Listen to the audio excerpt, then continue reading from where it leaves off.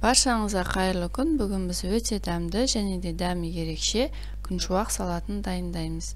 Ең алдымен тауықтың төс етін алып, ұсақтап видеодағыдай турап аламыз. Бұл жерде мен тауықтың төс етін дайын күйінде магазиннен алдым.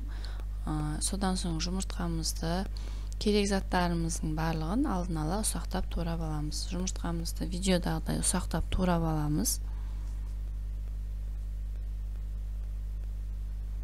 Содан соң ананасымызды турап аламыз. Бұл жерде менде бір банка ананас кетті. Бұл бір банка ананастың көлемі. Содан соң барлық заттарымызды тарелкаға жинаймыз.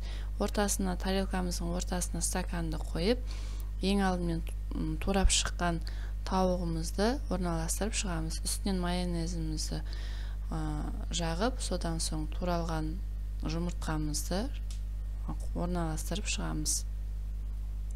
Одан соң үстіне және де майонез, әр слойға майонезді міндетті түрде жағып шығамыз. Содан соң ананасымызды орналастырамыз және майонезімізді. Содан соң бұл жерде менде фриімізді орналастырып болғаннан соң майонезімізді үстінен сеуіп шығамыз. Ең жоғарғы жағына банкадағы кукурузымызды, жүгерімізді сеуіп шығамыз.